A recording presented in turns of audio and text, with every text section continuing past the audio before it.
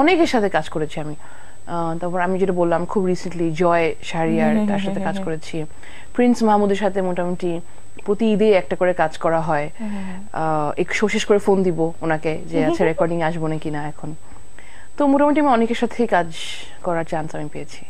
এই সঙ্গীতাঙ্গনের অনেকে আছে সঙ্গীত অঙ্গনের যারা তোমার সম্পর্কে কিছু কথা বলেছে, তোমাকে নিয়ে কথা বলেছে। চলো সেগুলো আমরা একটু দেখবো এখন। ও গড, আসলে হাই এলিটা, কেমন আছো তুমি? অনেক শুভেচ্ছা, অনেক ভালোবাসা। আজকে তুমি এখানে আছো, আশা করি তোমার সময়টি ভালো কাটছে এখানে। তো আমি তোমার গান কিন্তু আমি আমার স্ত্রী সঙ্গীত আমরা খুব শুনি, অনেক শুনি, তোমার গান আমাদের ভালো লাগে এবং তুমি লেখালেখি করো, গান করো, সবকিছু মিলে আমরা দোয়া করি তোমার জন্য যে সৃষ্টিকর্তা তোমাকে ভালো রাখুক, তুমি দীর্ঘদিন সুস্থ থাকো, ভালো থাকো, আরো সুন্দর সুন্দর লেখো, আরো সুন্দর সুন্দর গাও। এই যে আশেপাশের বাংলাদেশের সামগ্রিক পরিস্থিতিতে তোমার লেখা এবং তোমার গান একটা বড় ভূমিকা রাখুক, এটা আমরা চাই। তোমার জন্য অনেক দোয়া। খুব ভালো লাগছে তোমাকে আরটিভিতে এই প্রোগ্রামে দেখে। আমি ভীষণ ভীষণ পছন্দ করি এবং আমি শুধু না, এই মিউজিক ইন্ডাস্ট্রির সবাই ওকে খুবই আদর করে, খুব ভালোবাসে, কারণ ও আসলে যতটুকু ভালোবাসে তার চেয়েও ভালোবাসা পাওয়ার যোগ্য। খুবই লক্ষ্মী মেয়ে, ভালো থাকবা, অনেক অনেক শুভকামনা। হ্যালো এলিটা, তোমার পক্ষে কি বলবো আমি, আসলে সব কিছুই ভালো। একটা মানুষের যত রকম ভালো হতে পারে, তোমার অ্যাটিটিউড, তোমার প্রেজেন্টেশন, তোমার সিঙ্গিং, স্পেশালি বলবো তোমার একটা অসাধারণ unique voice, and definitely you are very good hearted because তোমার এত সুন্দর একটি মন। আমার খুব ভালো বন্ধু তুমি, এবং অসাধারণ গান গাও। আমি বিগ ফ্যান অফ ইয়ার্স। তোমার অসাধারণ সিঙ্গিং, অসাধারণ গলা, অসাধারণ ভয়েস।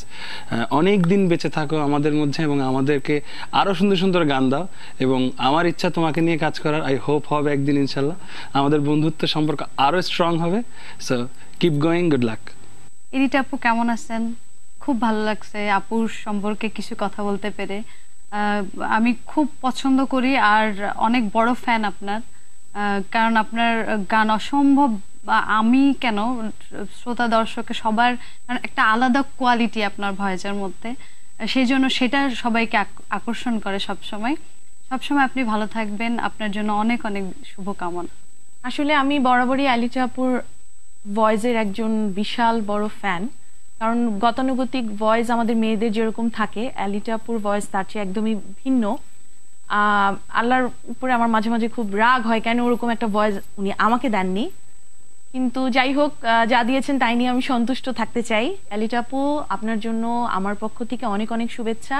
আপনি এরকমই গান করে যান, নতুন নতুন গান করেন এবং আপনার ভক্তের সংখ্যা হাজার হাজার পার হয়ে যাক। আমার শোনা বাংলাদেশের লাস্ট কয়েকটি প্রজন্মের মধ্যে যাদের স্পেশালি ফিমেল ভোকালদের যাদের মানে ভয়েসের প্রতি স্পেশালি আকর্ষিত হয়েছি এবং যার কণ্ঠ আসলে মনে লাগার মতো, এদের মধ্যে আপনি অন্যতম। আমাদের বাংলাদেশের মিউজিক ইন্ডাস্ট্রিতে আপনার আগমন এবং আপনার আমাদের পছন্দের চমৎকার চমৎকার গান আমাদের উপহার দিয়েছেন, এবং আপনার অনেক গান আমারও পছন্দ স্পেশালি। ভালো থাকবেন, সুস্থ থাকবেন সবসময়, এবং সবসময় এই ধরনের গান আমাদের উপহার দিবেন। আপু, এই অঙ্গনের বাইরেও তো তোমার অনেক ভক্ত রয়েছে না?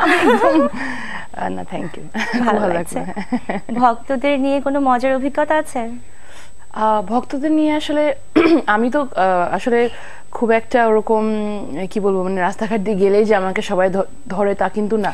এটা আপু এখন কিন্তু কমে গেছে। প্লাস এটা বেশি হয় ঢাকার বাইরে গেলে, একদম গ্রামে। তো কিন্তু আমার কখনো, আমি এটা বলতে পারি, আমার কখনো কোনো ব্যাড এক্সপিরিয়েন্স হয়নি। ভক্ত বলি, ফ্রেন্ডস বলি, অ্যাডমায়ারার্স বলি, তারা সবসময় এসে ইদার আপু আমি একটা সেলফি তুলি, হ্যাঁ তুলবে, অথবা আমি যদি কখনো, এটা হয় অনেক সময় যে ফার্ম গেটে আমি যখন অফিসে যাই তখন ফুটওভার ব্রিজটা আমি সবসময় ক্রস করি, একদম রেগুলার, একদম রেগুলার। তো ওখানে প্রায় হয় দেখা, আমি অফিসে যাচ্ছি, আপু আপনি, ও আপনার অফিস এখানে না, ওরা জানো আমার অফিস এখানে, স্কুলের কিছু বাচ্চারা হয়তো যাচ্ছে, তো ওর দেশে ছবি তুলে, ভালো লাগে আমার। আপু এই যে বলছিল ইউনিক ভয়েস, ইউনিক ভয়েস তুমি কিছুক্ষণ আগে বলছিলে যে কারণে তুমি প্লেব্যাকে কম কাজ করছো। এটা আসলে ভয়েসটা ইউনিক, থ্যাংক ইউ সবাই যেটা বলেছে, খুব ভালো ভালো, আমার খুব ভালো লেগেছে যারা কথা বলেছেন আমাকে নিয়ে। বাট হচ্ছে কি, একটা অ্যাকসেপ্টেন্সের ব্যাপার আছে। আমার ভয়েসটা এখনো মাসে প্রবাবলি পপুলার না বলে আমি প্লেব্যাকে একটু কম অফার্স পাই। নাকি তোমাকে নেওয়ার মতো কাজ আমরা করতে পারছি না? না, সেটা না, সবকিছুই কিন্তু আস্তে আস্তে চেঞ্জ হচ্ছে। আমার এখন একটা ট্রানজিশন পিরিয়ডে আছি, কিন্তু আমি কিন্তু করেছি কয়েকটা কাজ, করিনি যে তা না। তুমি তো অভিনয়ও করেছো। অভিনয় করেছি, হ্যাঁ, এটা নিয়ে আমরা কথা বলবো, কিন্তু আবারও একটা বিরতির পর। এবারের বিরতি খুবই ছোট। আচ্ছা, আবারও স্বাগত সবাইকে। দর্শক, আজ প্রাণ মিস্টার ম্যাঙ্গো তারকালাপে গল্পের সঙ্গী, নানাভাবে ভিন্ন ভিন্ন পরিচয়ে দর্শক যাকে গত প্রায় 10 বছর ধরে চেনেন এবং নিশ্চিতভাবে ভীষণ ভালোবাসেন, সেই এলিটা আপুর সঙ্গে ফিরছি তার সঙ্গে গল্পে। বলো আপু, যেটা বলছিলাম, তুমি তো নাটক করেছো। হ্যাঁ, একটা দুটো করেছি। এটা কি নিজের আগ্রহে নাকি সবার চারদিকে, সবার প্রেসারে, ডিরেক্টরদের প্রেসারে? আমি আসলে, তুমি হয়তো বুঝতে পারছো, আমি খুব কমফোর্টেবল মানুষের সাথে কাজ করতে লাইক করি। যেমন যেমন তুমি আর আমি, আমরা তো একদিন একসাথে কাজ করব ইনশাআল্লাহ। অ্যাকচুয়ালি আমাকে, আমি যে নাটকগুলোতে কাজ করেছি ওগুলোর ডিরেক্টরস গুলো কিন্তু সব, যেমন আশফাক আমার ফ্রেন্ড তখন ছিল, এখন আমার হাজবেন্ড। আর প্রথম যেটা করেছি সেটা হচ্ছে কৌশিক শঙ্কর দাস, উনি আমার কলিগ ছিলেন ডেইলি স্টারে। তো ওইভাবে আর কি একটু একটু করে করা, ওরকম মানে আমি একটা অ্যাক্টিং ফিল্ডে ঢুকছি, একটা বড় একটা ডেবিউ করে ফেলছি, ওরকম কিছু আমার মাথায় আসলে। তারপর আমরা আরো নাটককে দেখতে চাই তোমাকে আপু। এত কষ্ট, মানে আমি জানি না মিম তুমি কিভাবে ছোটবেলা থেকে নাটক করেছো, ইটস ভেরি ডিফিকাল্ট, মানে সকাল থেকে রাত পর্যন্ত কাজ করা, বসে থাকা। হ্যাঁ, আশফাক ভাই, আমি না ঠিক মেলাতে পারছিলাম না। এলিটা আপু, আশফাক ভাই, মানে এই মিস এলিটা থেকে মিসেস এলিটা হওয়ার গল্পটা একটু শুনবো। অ্যাকচুয়ালি আমরা ফ্রেন্ডসের থ্রু দিয়ে মিট করেছি, আমি আর আশফাক। তারপর যেটা হয়, আমি কমফোর্টেবল হয়েছি বলে আমাদের মধ্যে ইন্টারাকশনটা আরো বেশি হয়েছে, কমিউনিকেশনটা আরো বেশি হয়েছে। তারপর আমরা দুজন, তারপর আমরা we went out for a while, এরপর বিয়ে। এই মানে হঠাৎ করে না, তার মানে বিষয়টা অনেক দিন ধরেই চলছিল। না, অবশ্যই, যেমন আমাদের এই অক্টোবর 5 বছর শেষ হবে। 5 বছর শেষ হবে, অথচ আমরা কিছুই জানতে পারিনি।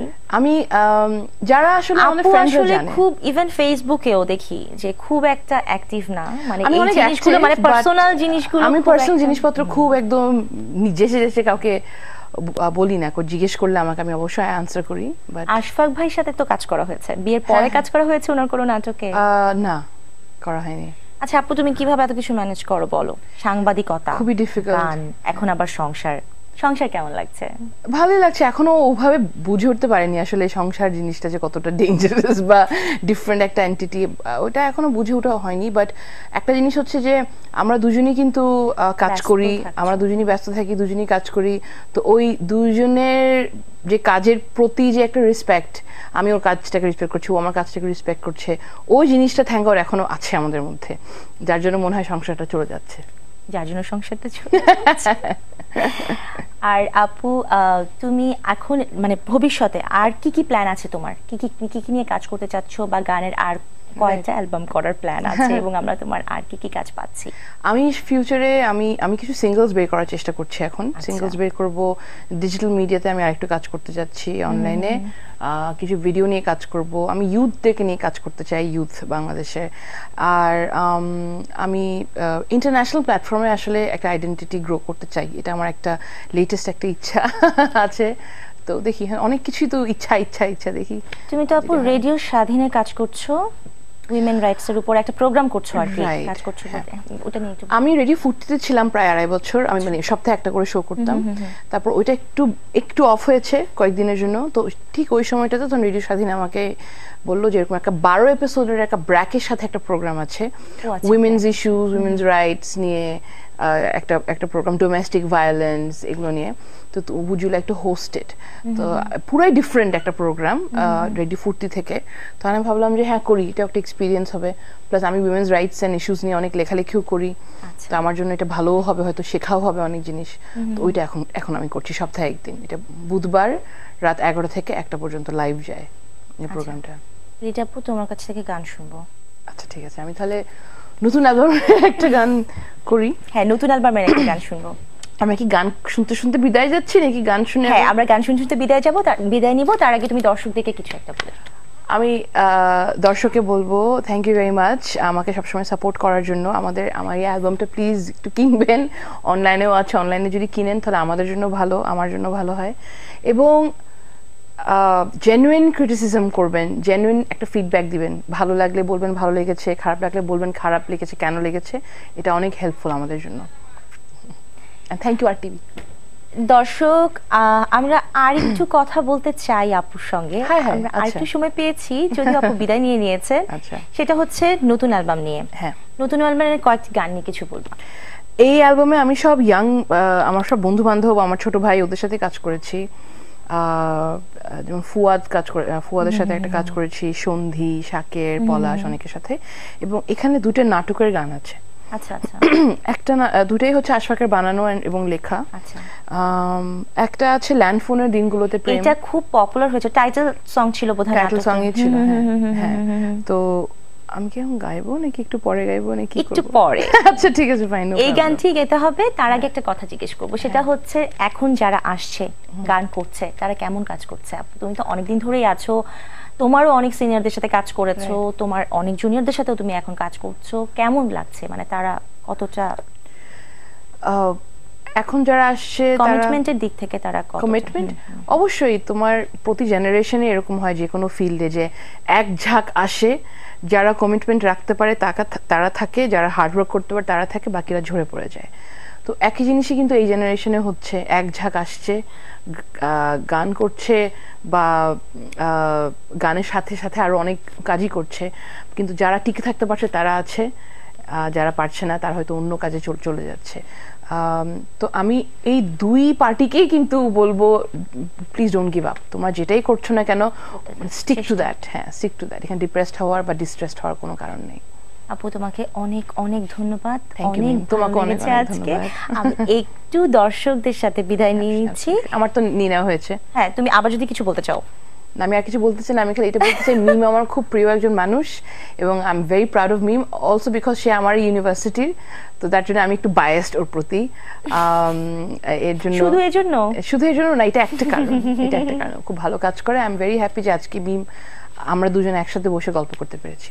আমার অনেক ভালো লেগেছে আপু। আমি বলেছিলাম আপনাকে যে, আমি বলেছিলাম তোমাকে যে আমি খুব বেশি এক্সাইটেড। আমি একটু দর্শকদের কাছ থেকে বিদায় নিয়ে নিচ্ছি, তারপর তোমার থেকে গান।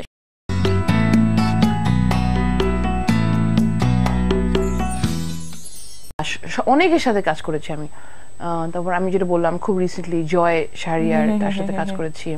প্রিন্স মাহমুদের সাথে মোটামুটি প্রতি ঈদে একটা করে কাজ করা হয়। শেষ করে ফোন দিব ওনাকে যে আচ্ছা রেকর্ডিং আসবো নাকি না এখন। তো মোটামুটি আমি অনেকের সাথে কাজ করার চান্স আমি পেয়েছি। এই সঙ্গীতাঙ্গের অনেকে আছে, সঙ্গীত অঙ্গনের, যারা তোমার সম্পর্কে কিছু কথা বলেছে, তোমাকে নিয়ে কথা বলেছে।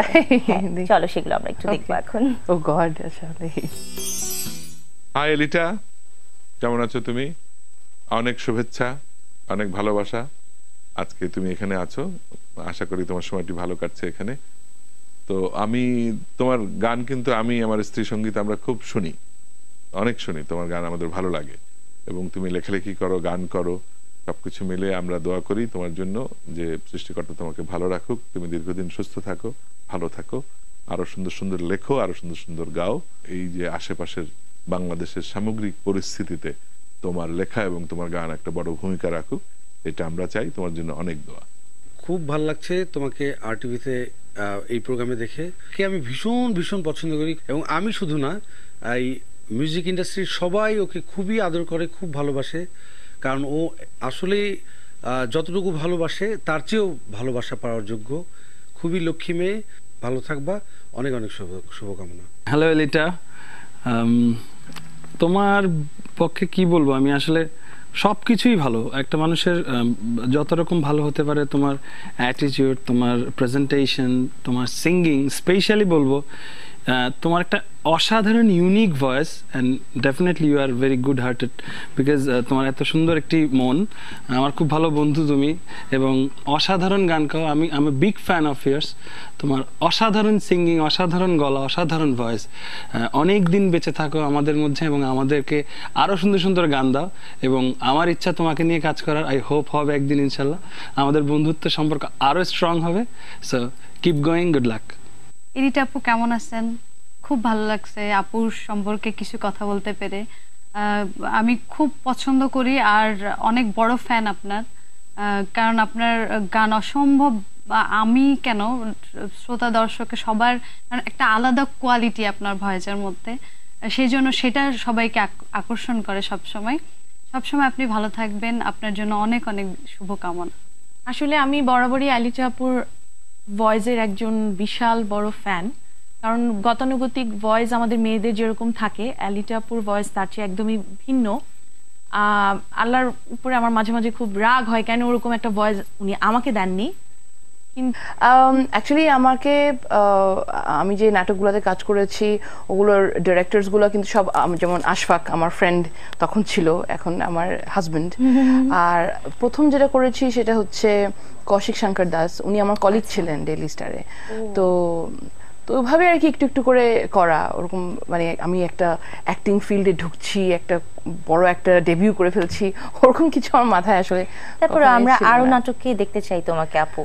এত কষ্ট, মানে আমি জানি না মিম তুমি কিভাবে ছোটবেলা থেকে নাটক করেছো, ইটস ভেরি ডিফিকাল্ট, মানে সকাল থেকে রাত পর্যন্ত কাজ করা, বসে থাকা। হ্যাঁ, আশফাক ভাই, আমি না ঠিক মেলাতে পারছিলাম না। এলিটা আপু, আশফাক ভাই, মানে এই মিস এলিটা থেকে মিসেস এলিটা হওয়ার গল্পটা একটু শুনবো।